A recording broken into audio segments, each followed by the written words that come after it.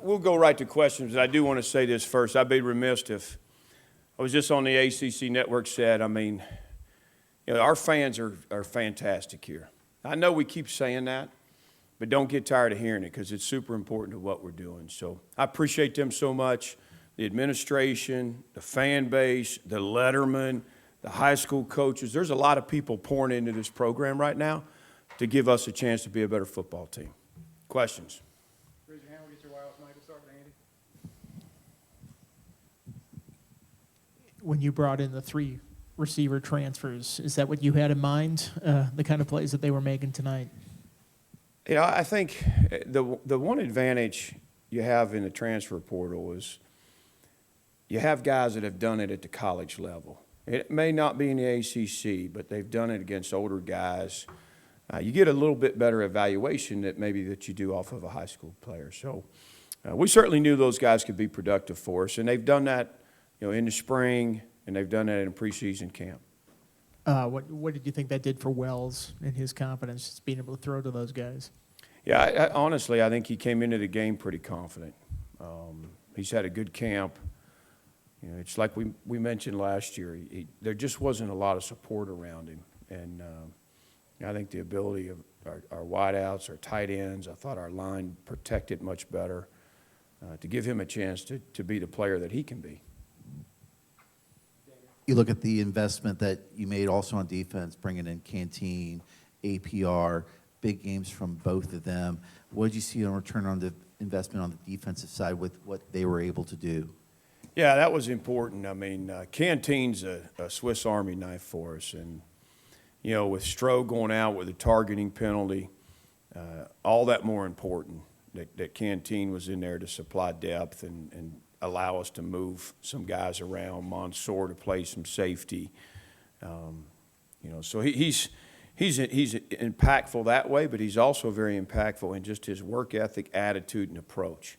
He's one of the more positive guys we have. He might be our hardest worker. So very proud of what Derek Canteen's doing for us. You went with a 2-quarterback system early, getting Kyron in there, but settled in with Grant. What did you see there with Kyron getting some early reps, and what led you to keeping Grant in for the reps he got? Yeah, I thought it was good to see Kyron out there early, get his feet wet. It was talked about multiple times on the headset in the second half, and we weren't going to force it at that point. The plan will remain the same, regardless.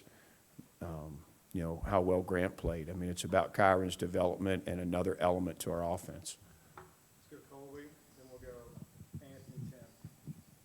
Hey, Coach, congrats on the win. Thank you. All spring and into fall, a big emphasis from last season is really trying to generate more turnovers and be more efficient in the red zone. How do you take the film from tonight and continue to grow in those areas as you will just into the next game?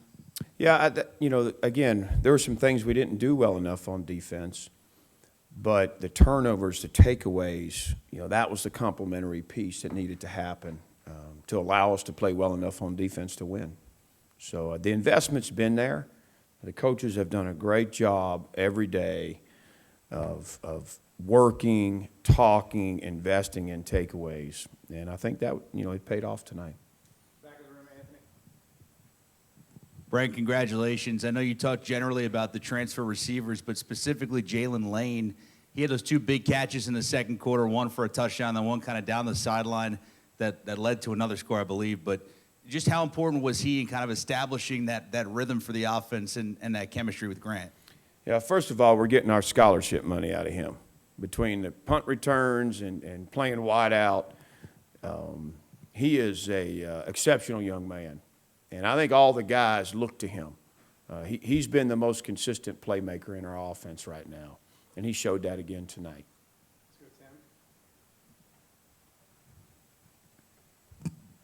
Brent, ODU seemed to give you guys fits on the ground, 200-plus rushing yards. The read option especially seemed to be giving you guys a lot of issues. What did you see from your defense and what ODU kind of threw at it?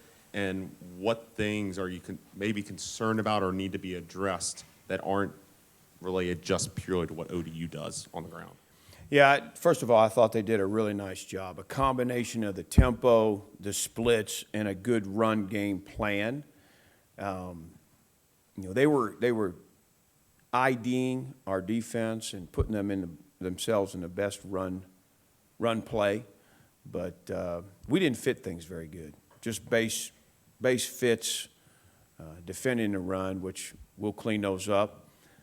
Some of it, I think, is they did a nice job with their tempo. It was opening game, but we've got some work to do there. I was disappointed in our run defense for sure. Front row, Steve. Jennings' play, the stretching the field for you, how important is that, and what do you see, how much more he can give you down the line here? Yeah, I mean, I think him down the sideline is, it's going to be important to what we do. Him and Quan both. Being able to stretch the field and take shots. I mean, we nearly had another one on our sideline to Quan Felton. It was just off the fingertips. We got to be able to do that to loosen people up. I thought Old Dominion was, they were up pretty close to that box all night long, making it tough on us to run the ball. Back of the room, Brooke. Starting the season 1-0, do you anticipate that this might cause a little different of a mood in the locker room or in meetings or anything compared to last year starting 0-1? Yeah, I mean, we're pretty level-headed. We're not going to get too high or too low. We didn't do that last year, and we certainly could have. But, enjoy the win tonight, and then tomorrow, there'll be some lighthearted moments before we get into the film and all that, but there'll be plenty to correct and plenty to work on. We still have a pretty long way to go to be the team that we can be. David, back of the room. Stay back there, David. Hey, Coach, it felt like it was close going into the second half. How was Tisdale's fumble recovery kind of a pivotal moment, maybe a turning point, and maybe can you extend that to how you guys were able to win that turnover battle tonight? Yeah, I think it was obviously we protected the ball very well. I thought there was great decision-making, great ball security. I think, that was a situation that we caused a fumble. We weren't playing great run defense. They were moving the sticks a little bit. We get the takeaway, and the offense marches down and scores with it. That was a big, big moment in the game, I believe. David Cunningham and then Rob. I know you were asked about the rushing defense, but what did you like about what you guys were able to create in the pass game defensively? 5 sacks, 9 tackles for loss. What did you like about the penetration that those guys got you? Yeah, honestly, I think we probably overcommitted to the throw game in the splits, and it loosened up our run defense. But, I wish we could have made them throw it a little bit earlier in the ball game, get them to some more pass situations because I liked our chances there. But, again, they did a nice job running the football. Hats off to Ricky and those guys. We showed we are at least improved in winning one-on-ones and rushing the quarterback. We're improved in takeaways. And I think, there was some adversity for our defense out there tonight, and they stayed the course and made plays when they needed to. Coach, Nasir Peoples was chosen to wear the number 25 tonight. He forces a fumble, recovers another, almost has an interception. What can you say about him both on and off the field? Yeah, he's such a mature player for us. I think to be week 1 and anointed the jersey number 25 speaks volumes about the type of camp, the type of respect. He's not just a safety in our defense. He's pivotal on teams. He started on 3 different special teams tonight and certainly had an impact in the game. Front row, Andy. Jennings, Lane, and Felton all had catches of 30 or more yards. How much does that help to get those chunk plays rather than having to put together 12, 13-play drives that can be long and difficult? Yeah, I say this. My hat's off to Tyler, to Coach Bowen, because he dialed up the plays. He was aggressive. We talked about him being aggressive going into the game, and he did that. And there were times there with some of the things that were happening on the other side of the ball where maybe you wouldn't want to be. And he did that, and it was, it paid off. Tim, and then we'll finish up with Brooke in the back. Coach, you guys only averaged 2.5 yards per carry tonight. What did ODU do that maybe caused some of those struggles with your rushing attack? And how important were some of those adjustments to kind of stretch the passing game with screens, with some dump check downs to guys like Malachi Thomas and Bashul, and kind of trying to maybe at least adjust or cover up some maybe areas of concern? Yeah, I think they did a good job attacking the line of scrimmage. I felt that. They were taking the air out of the run game. They had a bunch of people around the box. I think it was evident, we fake a quick swing screen and, we're wide open down the field. I mean, you got to take advantage of that. If you're going to crowd the box, then you got to loosen them up. And I thought Tyler did a good job tonight of doing that. Last one, Brooke. You said on Tuesday that you always feel the pressure in these big games, big moments like this first one. Do you feel the pressure's lifted just a little bit getting the win? No, I say this. I think there's always got to be a little bit. If you don't feel a little bit of pressure, then I'm not sure that, you're invested the right way. So I think it's how you handle it, how you deal with it. And it's the same with our team. They should feel a little bit. I want them to.